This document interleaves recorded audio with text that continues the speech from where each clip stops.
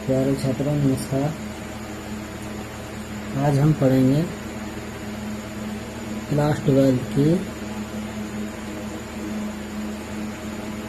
प्रश्नावली 1.1 का 8वां सवाल। ठीक, और सवाल है सिद्ध कीजिए कि ए बराबर संबंध दिया हमारा ये हमारा ये संबंध दिया 1 2 3 4 और ये 5। ठीक, और नए रिलेशन दिया है ये आर बराबर ए बी। इस प्रकार से दे रखा रिलेशन कि ए माइनस बी का मॉडुलस सम है।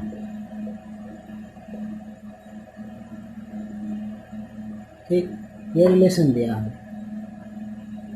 सम है तो द्वारा प्रदत्त संबंध आर एक तुल्य का संबंध है। प्रमाणित कीजिए 1 3 5 के सभी अवयव एक दूसरे से संबंधित है और समुच्चय 2 4 के सभी अवयव एक दूसरे से संबंधित है, परंतु 1 3 5 का कोई भी अवयव 2 4 के किसी भी अवयव से संबंधित नहीं है। ठीक है, तो ये है। तो अब मैं एक बार आपको क्वेश्चन दिखा देता हूँ। ये देखिए, ये दिया है क्वेश्चन नंबर 8। सिद्ध कीजिए कि ए बराबर ये ए का संबंध इस प्रकार से रिलेशन दिया सम का, और ये अवयव एक दूसरे से संबंधित है। 1 3 5 का कोई भी अवयव 2 3 के किसी भी अवयव से संबंधित नहीं है। ये हम सिद्ध करके बताना। ठीक है, आइए तो अब हल करते हैं। तो अब हमारा जो है हल किस प्रकार से करेंगे, तो देखिए ए का ये संबंध दिया है, ये ए बराबर हमारा दिया है, ये समुच्चय। तो अब हमें ए बिलोंग करेगा ए, तो इसके एलिमेंट हमारे क्या होंगे। यदि ए को बिलोंग कर रहा है तो इसके कहाँ तक होंगे 1 2 3 4 5। ठीक, और बी किससे आएगा, ए से ही आएगा ना। बी के मान भी किससे आएगा, ए से आएगा। बी भी कितना होगा, फिर कितने तक होगा 1 2, ये भी ए पर निर्भर करेगा 3 4 और ये 5। ठीक, तो अब हम आगे चलते हैं। सम और विषम के बारे में बताना है ना, हमें ये बताना है कि ए बी इस प्रकार से है कि ए बी का मॉडुलस जो है वो सम है। तो अब मैं यहाँ बता देता हूँ आपको। ये माना हमने एक में से एक घटाया, एक का संबंध अगर हम एक से देख रहे हैं, एक में से एक घटाया तो क्या है 0, जो कि 0 क्या है सम है। सम कह सकते हैं हम किसी, जैसे 1 के इधर डिजिट ये 10 आया तो ये सम संख्या मानी जाएगी। जैसे 2 में आ गया तो क्या मानी जाएगी, सम मानी जाएगी, और ये सम मानी जाएगी। ठीक है, तो इस प्रकार से हमने इसको सम कह दिया। ठीक, अब देखते हैं आगे। अब हम एक का संबंध 2 से देख लेते हैं। तो एक का 2 घटाया, एक में से 2 घटाया तो कितना बचा, माइनस का 1 का, और मॉडुलस निकालेंगे तो प्लस का 1, तो जो कि क्या है ये विषम है। ये क्या है, विषम है। तो इसी प्रकार से हम एक का संबंध 3 से देखते हैं। तो एक का 3 से देखते हैं तो क्या है, ये हमारा बचेगा कितना, माइनस का 2, और -2 का मॉडुलस निकाल देते तो क्या होता है सम आ गया। तो इसी प्रकार एक का संबंध हम किससे देख रहे हैं, फिर 4 से देख लेंगे। एक का संबंध 4 से देखेंगे तो कितना आ जाएगा -3, तो -3 का मॉडुलस निकाल लेंगे तो 3 क्या है विषम है। ठीक है, तो अब क्या करेंगे, यदि एक का संबंध हम किससे देखेंगे 5 से देख लें, तो एक का संबंध हम 5 से देखें तो क्या होगा, 5 से देखें तो क्या होगा -4 बचेगा ना, तो -4 जो भी क्या होगा सम। ठीक, तो इस प्रकार से हम इसका रिलेशन देख लें। ठीक है, तो इसमें क्या है, हमें जो कि सम बताना है। तो एक का संबंध 1 से, हो जाएगा, सम बैठेगा यहाँ भी। फिर एक का संबंध 3 से पे सम बैठेगा यहाँ, ठीक। फिर एक का संबंध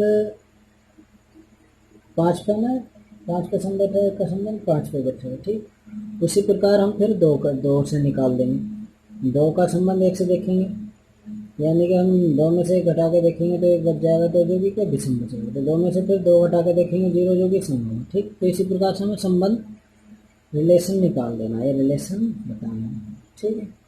तो देखिए रिलेशन लिखते हैं।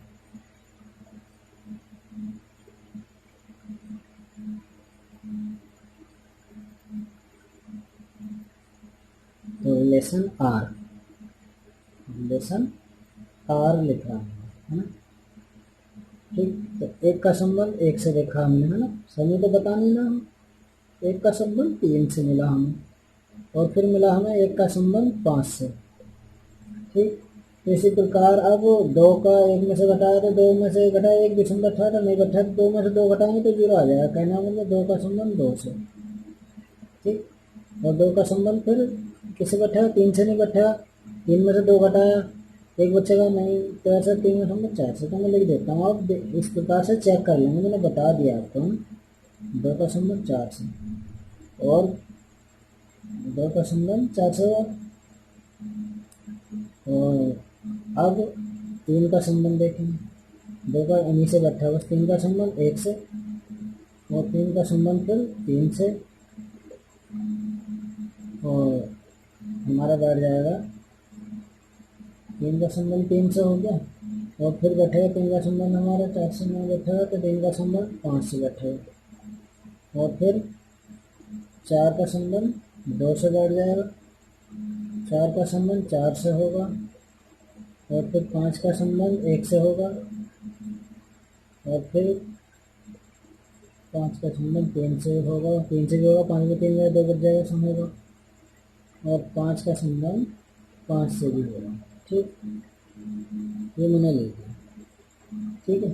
तो अब इसमें से हमें देख कर बताना है कि ये संबंध जो हमारा ये समतुल्य है, सममित है या संक्रामक है। तो देखो जितना भी ये हमारा ए है तो सबका बैठना चाहिए, यानी ए का संबंध 1 से, 2 का संबंध 2 से, 3 का संबंध 3 से, 4 का संबंध 4 से, 5 का संबंध 5 से। अगर इसमें मिल जाता है तो ये संबंध कैसा होगा, समतुल्य होगा, ठीक। तो देखिए इसमें हम देख लेते हैं,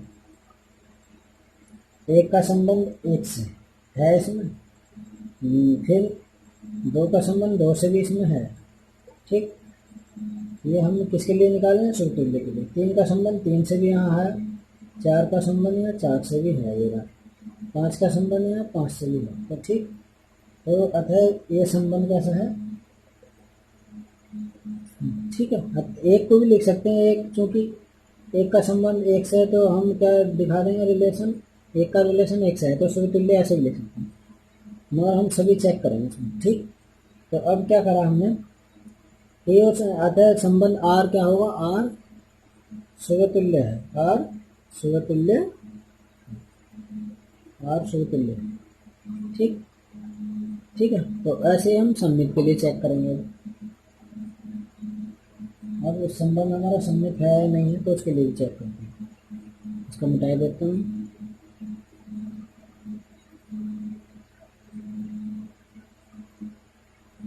सममित के लिए चेक करेंगे, तो सममित के लिए चेक करें तो कैसे, 1 का संबंध यदि 1 से, ठीक, या चलो दूसरा चेक, 1 का संबंध 3 से, ऐसा मान लेते 1 का संबंध 3 से। सममित का तो पता ही क्या होता है आपको, सममित का यदि ए का संबंध बी से, ठीक, तो बी का फिर किससे होना चाहिए, ए से होना चाहिए, ए से होना चाहिए, ठीक। 1 का संबंध 3 से है, ठीक, तो फिर 3 का किससे होना चाहिए, 1 से होना चाहिए, ठीक। 1 से इसमें 1 का संबंध 3 से माना तो 3 का 1 से होना चाहिए, जो भी है, ठीक। अब यदि हमने दूसरा संबंध ले लेते हैं, 1 का संबंध किससे है, 5 से, 1 का संबंध 5 से है मान लिया है ना, तो 5 का फिर 1 से होना चाहिए, है इसमें, ये रहा 5 का फिर 1 से होना चाहिए, 5 का फिर 1 से होना चाहिए संबंध, जो कि है। तो ऐसी 3 का 5 से मान लेंगे, दिखा देंगे ऐसे। अगर जो हम कह देते हैं 3 का 5 से मान लेते हैं, 3 का 5 से, तो फिर 5 का 3 से भी होना चाहिए, है ना। ठीक, जो कि है, तो लिख देंगे। तो ये संबंध भी क्या होगा हमारा, सम्मित होगा। ठीक, अतः आर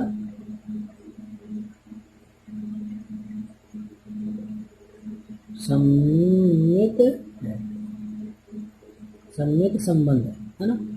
आर क्या है, सम्मित संबंध। अब जो है संक्रामक के लिए हम चेक करेंगे, और संक्रामक के लिए चेक कर लेते हैं। देखिए,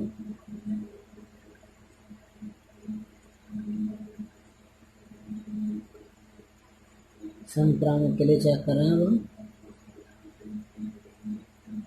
तो संक्रामक के लिए हमारा, यदि इसमें क्या होता है संक्रामक के लिए, ये होता है संक्रामक के लिए हमारा, यदि ए का संबंध बी से है तो बी का सी से होगा, तो फिर डायरेक्ट ए का सी से होगा, तो क्या होगा, वो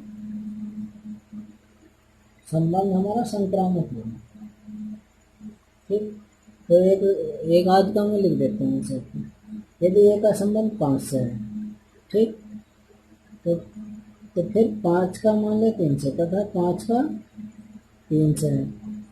हमने मान ले ए का संबंध जो 1 का 5 से है, तो 5 का फिर किसी अदर से होगा, 5 का किसी अदर से है, 5 का 3 से, चलो हाँ।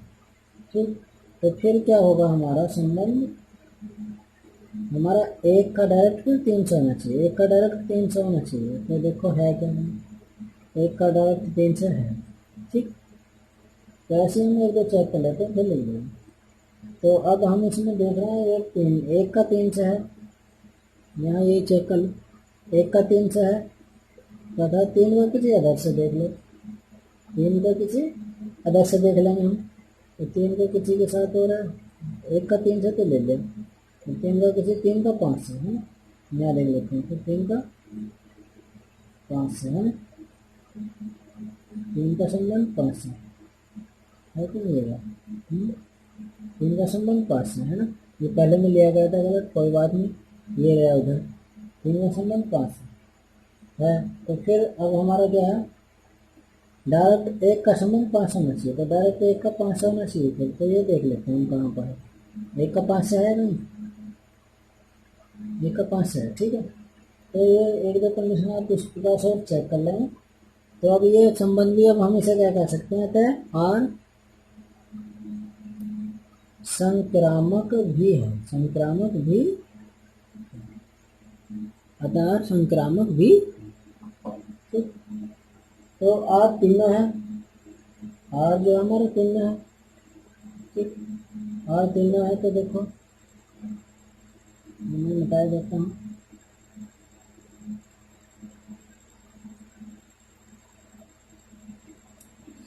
आर तीनों संबंध है, सम्मित भी है, संक्रामक भी है, और सूत्र ले लिया, तो लिख देंगे अतः आर एक तुल्यता संबंध है, अतः आर एक तुल्यता संबंध है। ठीक, अतः आर एक तुल्यता संबंध है। तो एक चीज हमें उसमें लास्ट में और पूछी थी, तो ये पूछा था कि एक 3 5 के अवयव एक दूसरे से संबंधित हैं, और समुच्चय 2 4 के अवयव एक दूसरे से संबंधित नहीं है, परंतु 1 3 के 5 से कोई भी अवयव 2 4 से संबंधित नहीं है। तो ये चीज़ बतानी थी हमें। ठीक है, तो ये और बता देते हैं। तो देखिए, ये मिटा देता हूँ इसे, और इसको ये मिटा देता हूँ। ठीक, इसका काम नहीं वैसे। ठीक है, तो वो पूछा था एक संबंधित किससे, एक संबंधित है, एक संबंधित है,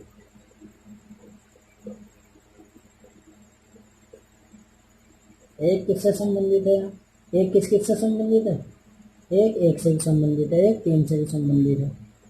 किससे संबंधित है, एक 1 से भी संबंधित है, 3 से भी, एक किससे संबंधित है, फिर 5 से भी। ठीक, अब हमें तीन का और बता दो। तो तीन किससे संबंधित है? तीन संबंधित है किससे?